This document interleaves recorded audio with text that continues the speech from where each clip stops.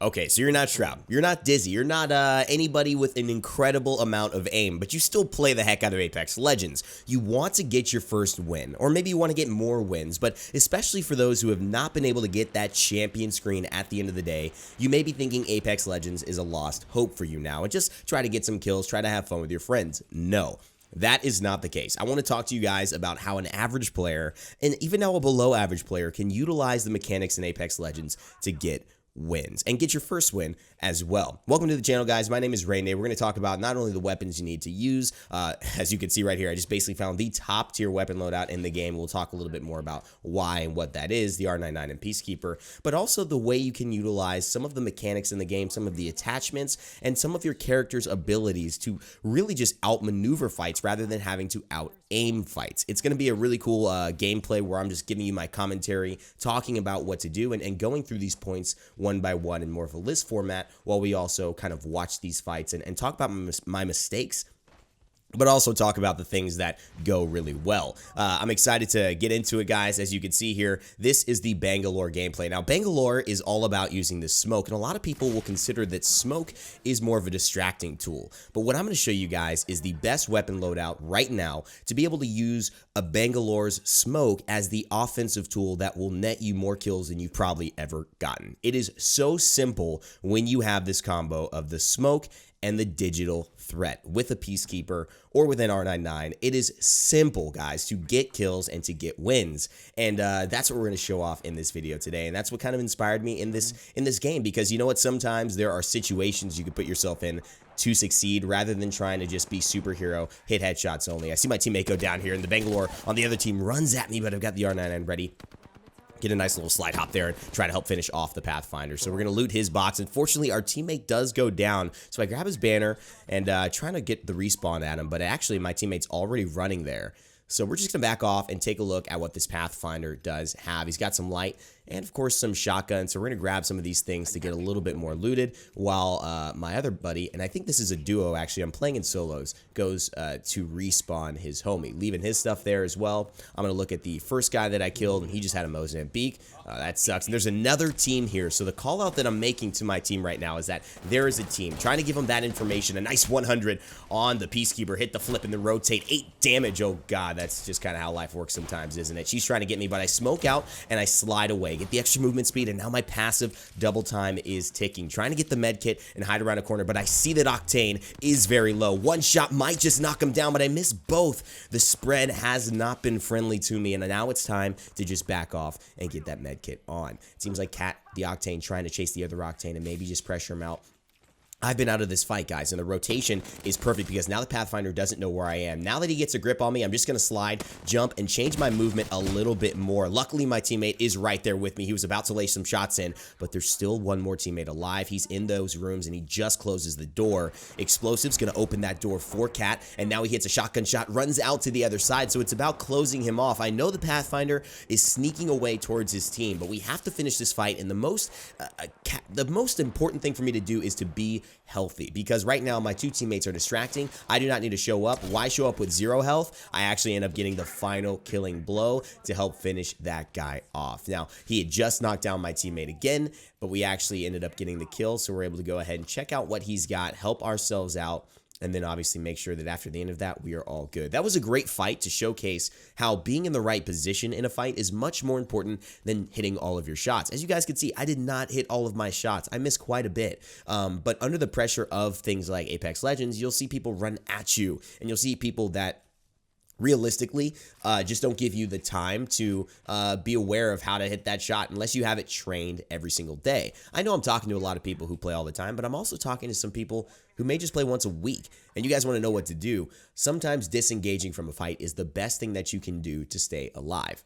Now let's talk about what I picked up and what this attachment, this weapon loadout is that can make you so successful. As you guys saw, the smoke can be used from Bangalore to truly just give yourself that confusion era where people will rather disengage than just run at you if they're low, because they know you could be waiting for me, you might have the upper hand, let's just disengage, and it'll buy you time to do things like a med kit, or at least, you know, not be in their line of sight.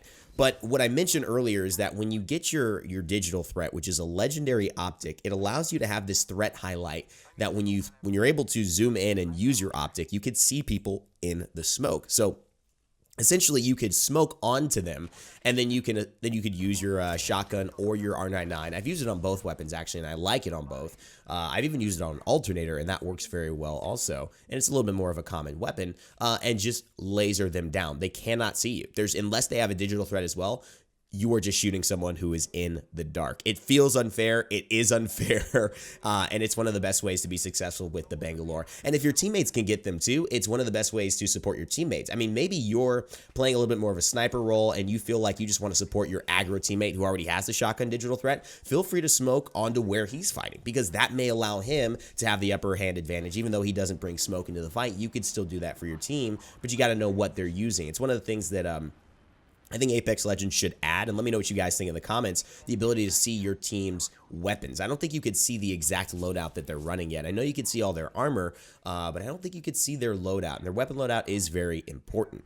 Let's talk about rotations now. As you guys see, we're playing the edge of the circle. Now, if you're getting your first win in Apex Legends, one of the things I see a lot of people do that's harmful to getting wins is staying in the middle of the map. They camp. They think, okay, I'm in the middle. That's all I need. I'm going to camp in a building. I'll loot one thing and just stay still. No, guys, that is not the way you want to do it. We are all geared up, tier 3, tier 2 armor. We've got meta weapons. We've got great guns. We've already had some fighting experience and taken down a team ourselves. Do you think that we are going to lose a fight to some dude who's got a white shield with a Mozambique and an R45, an RE45 in a hut? No, we're all going to win that fight. We've got more, not only support to heal up, we can throw grenades now, we've got utility, we've got more shielding, and we've got better guns. So if you think that winning is about camping, this is not Fortnite. You have to be aggressive at the right time, early, and get yourself that power curve to your advantage. I talk a little bit about that in the myth video that I just did, about the 10 biggest myths in Apex Legends. The more you loot, the more chance you have to win. That's not true. The better loot you have should signal when you're ready to stop looting and start fighting, to continue the power curve and being stronger than anybody else who you're probably going to fight in that time. So remember that. Take that in your next games. Hopefully that is a valuable tip that you guys learn from. I'm sorry about my voice as well. It is a little early on the morning, but I'm excited to get this video. I really haven't done a lot of commentary that's live, and I've just been loving the support and loving you guys hanging out in the channel, but I think it's good to mix it up every now and then. And let me know what you guys think and if you want to see any more of this type of stuff. So we're rotating in. One of the things you'll notice that I like to do when I'm looking for wins is to rotate with the circle. That way no one's really behind me and I clear that space, knowing that I'm focusing on the fight in front of me, and that is a big one right there. The Pathfinder gets taken for about 49, knock him down as well. Fresh Butter Son Fit goes down, but not out for the count. He's got the shield, and it's a blue shield as well. And he's got a teammate down below and a teammate up above. I'm just going to use a little bit of a shield cell right now and try and poke my head up, but the grenade pops me forward, trying to finish it off, but that's still the downed opponent. His shield keeps him alive, but just barely. Trying to hit with that R99 from this range is so difficult, even with the stock and an epic barrel stabilizer. That's not a best bet. We have to do something, and my ult is ready. They're in a very good spot for this rolling missile barrage to go ahead and finish them off, or at least push them back and give us the ability to climb the stairs. So I throw it out and heal up during that time. Now that the missiles are launching, we know we can take care of the downed opponents, and we know that the person who's pressuring us is gonna have to move. We see the damage go there on the shield. That's the downed Pathfinder that we know, and we know that there's someone who's still alive. We loot this because why not? We're low, we could use resources, we're still got somebody else to finish off, and if we can improve our weapon in the next 5 seconds and still keep an eye on where they are, better to do it now. We know that she's got a couple of shots, she's got a wingman as well. We're trying to slide in, and the aim is on point. We get the kill, we kill the champion, and there's the digital threat. So here it is. We finally have the loadout that we were looking for, guys. The digital threat is now with us, and this is going to make things so different. An R301 in here and a wingman. This is probably the other loadout that people will say, the best thing ever. And I got a helmet that's a fast charge helmet.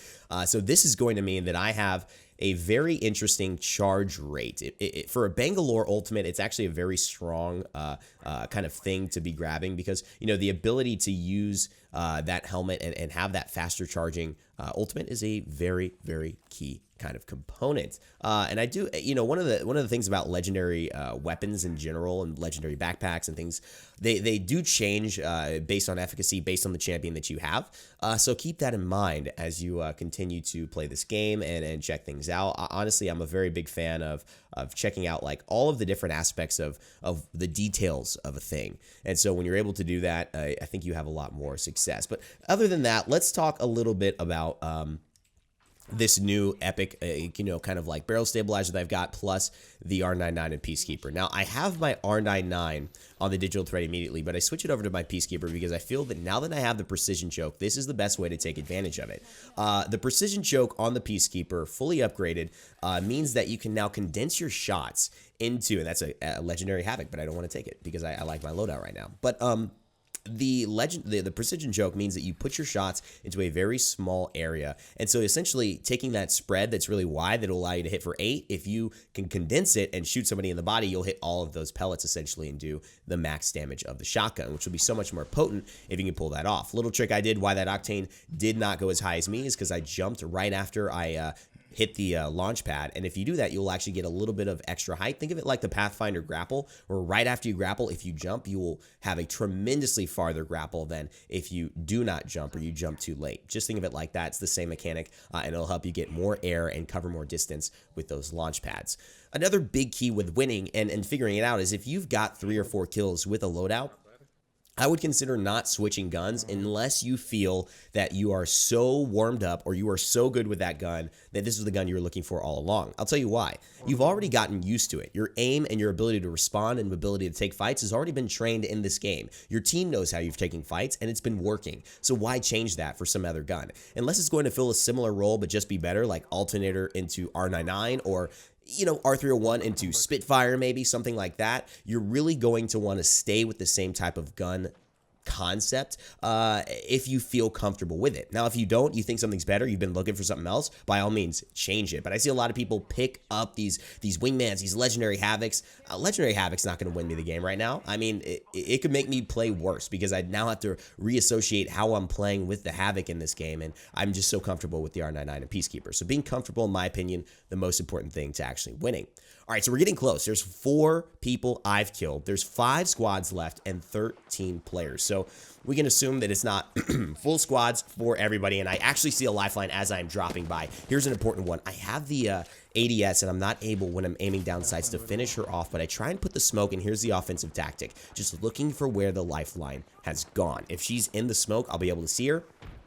But a good thing to note, and this is something that's very important when you play this, it is not going to work unless you use your aim down sights. You have to be aiming down sights. Right now, I can't just turn and see her in the smoke. So a lot of players will pick this up and say, what? It's not working, Rain Day. What are you talking about? No, it is working.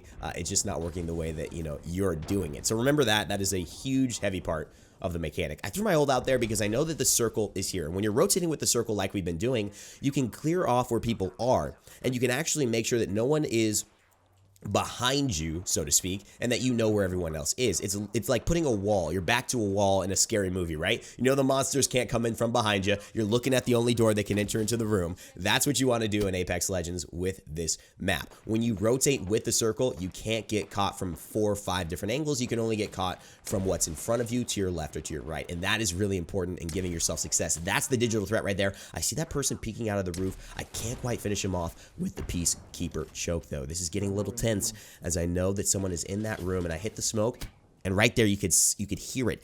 When that little hit marker happens, it means that you've hit something with your smoke. So someone is still in there and moving around. Each canister does 10 damage, and there's actually a really funny tracker that allows you to track the amount of damage you can do or you've done in your time with Bangalore with your smoke canisters.